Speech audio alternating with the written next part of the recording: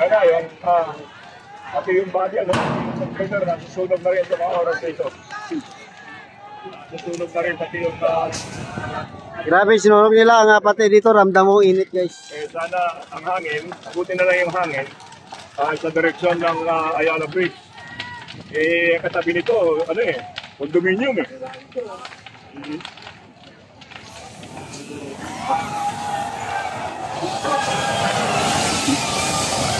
Patras ako, baka pumutok at may tumalsik.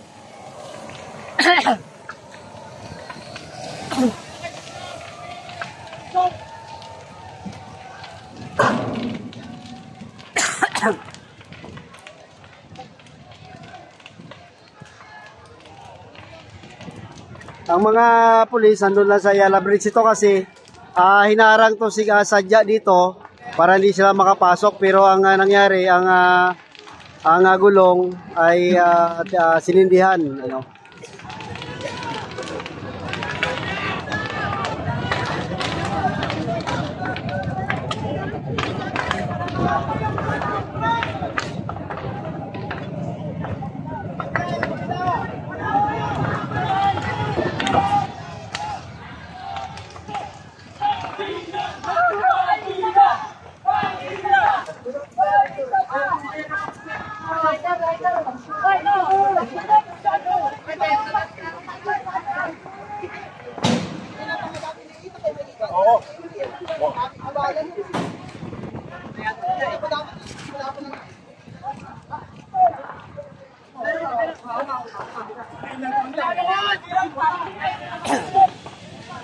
So ulit guys, nandito tayo sa mga bagong pasok guys. Like naman tayo dyan.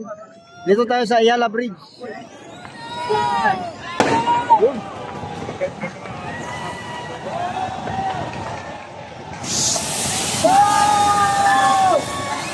Ano yun? Yung tawag dito, yung may tangken, alam ko eh. Yun na.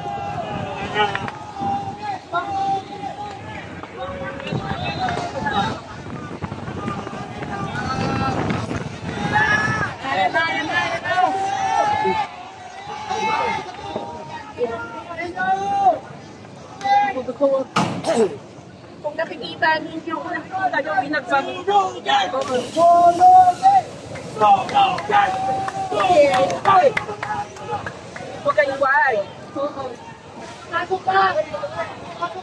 Delikado kasi guys sa init, ang kuryente kasi malapit. Kailangan nila na yan. Malapit ang kuryente dyan, oh. Kung nakikita nyo, binabato nila ito pulisan. Ito, may pulis na nag-respond din sa apoy. Pero sila binabato din naman nila.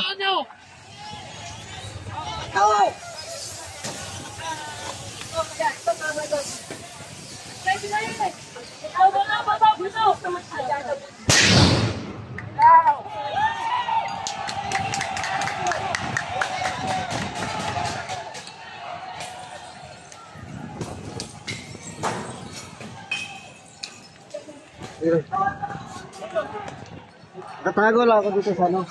Nakatago lang ako sa poste. Tago tayo sa poste. Tago ako sa poste guys. Yung police na isang pulutong ano, may bumbero, binabato nila. Kasi para mapatay yung sunog. Binabato nila.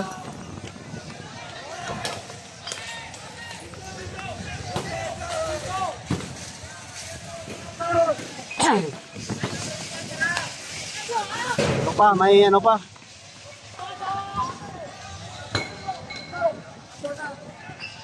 Hinarangan ng screen para ano, hinarangan ng screen para hindi maka ano, yun, nag-responde yung isang grupo ng pulis. Yun na, umuulan ng bato dito at bote. Nag-responde ang ibang pulis. Tuloy ang pagbabato, yun.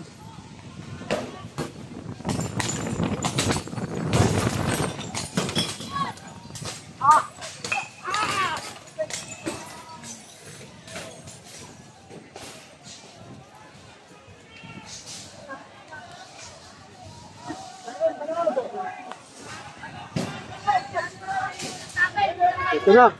Binuwat pa yung ano. Binuwat na mismo yung kargahan ng bote. Dalawa!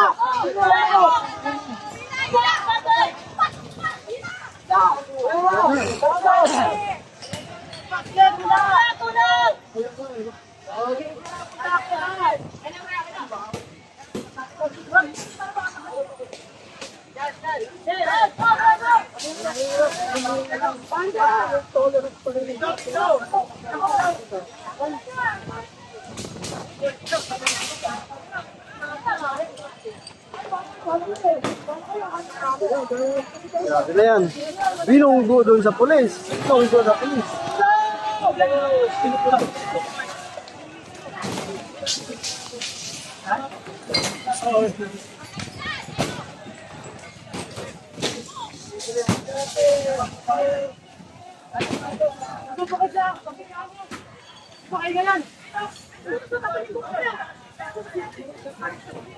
Kinuha yung ano, kinuha ng mga pulis yung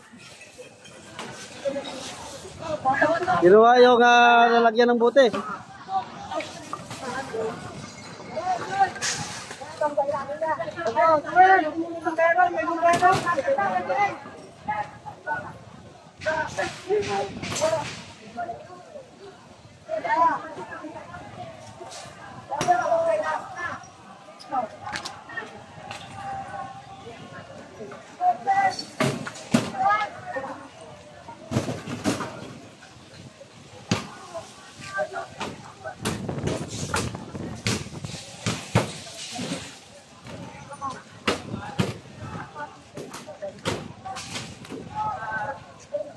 Dekado itong usok sa aking Synos guys, pero sige lang. Ang apoy, matindi na guys, ano.